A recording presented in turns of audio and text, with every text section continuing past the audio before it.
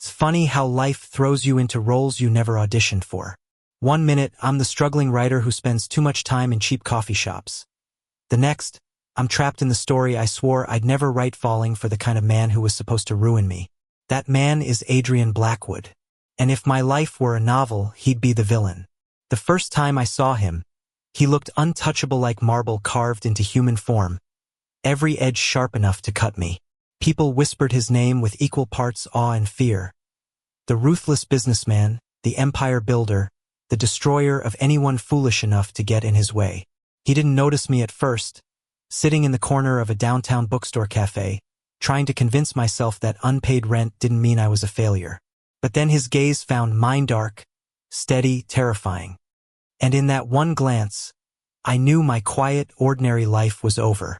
I wanted love to be soft, like the paperbacks stacked around me, with happy endings guaranteed. Instead, Adrian Blackwood walked into my story like a storm tearing through fragile pages. New York is merciless in the winter. The wind slices through your coat, the snow turns gray before it hits the sidewalk, and the city keeps moving as if your misery doesn't matter.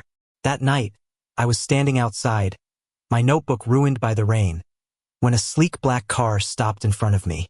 The tinted window slid down. "You'll catch your death out here," Adrian's voice said low, commanding, edged with something I couldn't place. I should have ignored him. Men like him don't stop for nobodies like me. But the way he looked at me like I was more than just another struggling dreamer made my feet move before my brain caught up. Inside, the warmth of leather and cologne wrapped around me. I tried not to shiver, but I couldn't hide the way my soaked clothes clung to my skin. He noticed. He always noticed. "What's your name?" he asked. "Ethan." My voice cracked like I hadn't used it in years. "Ethan," he repeated, as if tasting the word. "You don't belong out in the cold." The car sped through Manhattan, and I swore I had just stepped into a different reality. The kind where men like Adrian didn't just exist in headlines but sat inches away, close enough for me to feel the weight of their presence. Weeks passed, and somehow I kept crossing paths with him. At first, I thought it was coincidence. But coincidences don't buy your favorite coffee before you arrive. They don't appear at the exact bookstore you haunt, flipping through the same section you love. He was always there, silent, unreadable, but never dismissive. And then came the night when everything snapped into place. I was leaving a bar after meeting an old college friend, trying to forget how broke I was, when two guys cornered me in an alley. I'd brushed against one of them inside, spilled his drink by accident, and apparently apologies weren't enough. Their hands shoved me against brick, their threats sharp in the dark. Then headlights flooded the alley. Adrian stepped out of his car like he owned the street. His presence alone sent those men scattering, curses swallowed by fear. He didn't look at them. He only looked at me. "Are you hurt?" His voice was softer than I'd ever heard. I shook my head, breathless. But when he reached out, his fingers grazing my wrist, I realized how much I had been shaking. That touch was my undoing. It was the moment the villain stopped being a stranger and became something far more dangerous. A man I couldn't stop needing. Adrian Blackwood wasn't gentle. He wasn't the kind of man who whispered promises or filled silence with laughter. But when he looked at me, I felt seen. When he spoke, the world quieted. "You write," he said one evening, after finding me scribbling in my notebook at the cafe. "I try," I admitted. "You're better than try." Nobody had ever said that to me before. Not my parents, not my friends, not even myself. And hearing it from him, the man whose name sent shivers through New York's business elite, was like being handed proof that maybe, just maybe, I wasn't invisible. But loving Heimer, whatever fragile thread was forming between us wasn't safe. He had enemies. He had scars no one dared mention. And the closer I got, the clearer it became. Being in Adrian's world meant I could lose myself in it. Still, late at night, when he walked me home, his hand brushing mine but never quite holding, I couldn't help but wonder if maybe villains were just heroes who had been broken one too many times. And if that was true, could I be the one to put him back together? Adrian's world was built on glass and shadows. The deeper I stepped into it, the more fragile everything felt. Like one wrong move and it would all shatter. People feared him, whispered about him, painted him as a villain who ruined lives for sport. And yet, when he stood in front of me, he wasn't the monster they described. But love doesn't care about public opinion.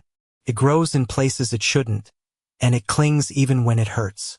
The night everything threatened to break was the night he finally let his walls slip. We were in his penthouse, the city glittering beneath us. Adrian looked nothing like the untouchable man the tabloids worshipped. His tie was undone. His hands trembled as he poured himself a drink he didn't touch. I had never seen him look so tired. "You don't understand," he said finally, his voice raw. "If you stay with me, they'll come after you too. Everyone I've ever cared about ends up paying for it." I wanted to argue, to tell him he was wrong. But instead, I crossed the room and took the glass from his hand. My fingers brushed his, and for once he didn't pull away. "Maybe I'm not afraid," I whispered. He laughed bitterly, shaking his head. "You should be." And then he kissed me. It wasn't gentle. It was desperate, a confession he had no words for, a plea for me to understand what his pride refused to admit. His lips were warm and unyielding, tasting of fear and longing all at once. My notebook slipped from my hands, scattering across the floor, but I didn't care. For the first time in forever, I felt like I was exactly where I was supposed to be.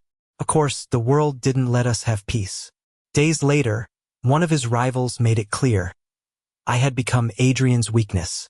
They sent me threats messages tucked under my apartment door, a stranger following me down the street. I knew Adrian would burn the city to ash if anything happened to me, but I also knew that fire would consume him too. So I made the choice he feared most. I walked away. I left a letter on his desk, my words shaking as I wrote. "You taught me I wasn't invisible. But if loving me costs you everything, then I can't stay. Find me again when the world isn't trying to tear us apart." Leaving was the hardest thing I had ever done. My chest felt hollow, my hands cold, like I had carved out a piece of myself and abandoned it in his office. For weeks, I tried to go back to my old life. Coffee shops, cheap apartments, writing stories where happy endings were only fantasies. But every sentence felt wrong. Every corner of the city echoed with his shadow. I told myself I had done the right thing, until the night I found him waiting outside my door. Rain poured down again, just like the first time he had stopped for me. Adrian stood there, drenched, his suit clinging to his frame, his eyes burning with something fierce. "You think you get to decide for both of us?" he said, his voice breaking in ways I had never heard. "You think you can just disappear and leave me behind like everyone else?" "Adrian, no." He cut me off, stepping closer. "You're not leaving me. Not again. If the world wants a villain, fine. I'll be their villain. But with you, Ethan, I get to be human. And I won't give that up." His hand caught mine, firm and trembling. I could feel the storm inside him, the war between who he was and who he wanted to be. And I realized the knit wasn't my job to save him. It was my choice to stay, to love him not despite his flaws, but with them. Because maybe villains don't need heroes. Maybe they just need someone who refuses to run. So I didn't run. I stepped into his arms, the rain soaking us both, and kissed him like the city didn't exist. Months later, life wasn't suddenly perfect. His enemies didn't disappear, and the shadows of his empire didn't vanish overnight. But something shifted. He started letting people gossiping back from battles that weren't worth fighting, choosing peace over power. It wasn't a miracle transformation. It was small, deliberate choices. And through it all, he let me in. Sometimes, late at night, I'd find him reading my drafts, his sharp eyes softening as he underlined sentences he liked. Other times, I'd wake to him tracing his fingers over my scars. Not the physical ones, but the invisible ones, the fears, the doubts that I had carried for so long. We were messy. We argued. We doubted. But we also healed. Together. One evening, sitting on the rooftop of his building, the city stretching endlessly before us, Adrian pulled me close. His voice was quiet, almost uncertain. "Do you still wish for that fairy tale romance?" I leaned into him, feeling his warmth against the cool night air. "No," I said truthfully. Because this is better. It's real. For the first time, the villain smiled without restraint. And in that moment, I knew maybe I wasn't the main character in a perfect story. But I was something far rarer. I was the love that turned the villain into a man who could finally believe in happy endings. And that was enough. Thank you for listening. Don't forget to like and subscribe to stay updated with the latest videos.